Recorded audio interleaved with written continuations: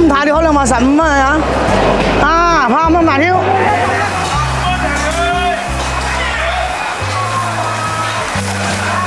都係啲嘅羅非啊、周二啊、大魚啊最好玩啊，花椒螺啲嘅咯，反正靚翻就賣俾啲客戶都中意咯，有幾千斤㗎。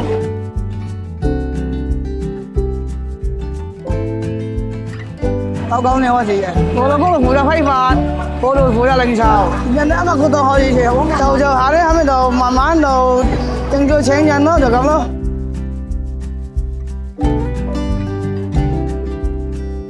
咁你冇咗開工到大把人買嘢㗎啦，都係熟客嚟㗎都，幾十幾廿年都有啊。啱啱個店買嚟上開100幾斤衣去咯。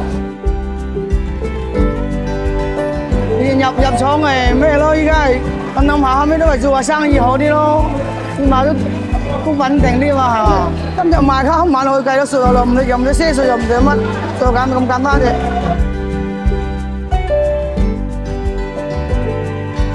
浸幾年啦？浸20幾年啦，浸到口晒屁啦嘅嘛，有陣時會痛㗎，搽啲藥膠啊，就唔怕咯。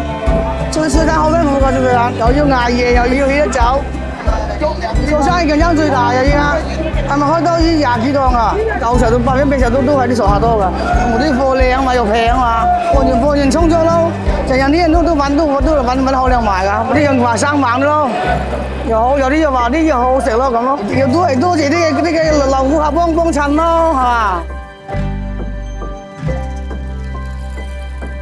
老市場嚟㗎，呢度改裝改3次啦，變化好大啦！依家環境衞生又好，規劃又好好多咯。最靚係依家改得。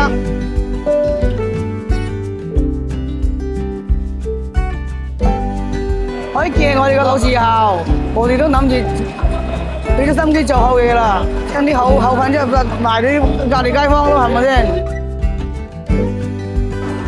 係啊，幾大條？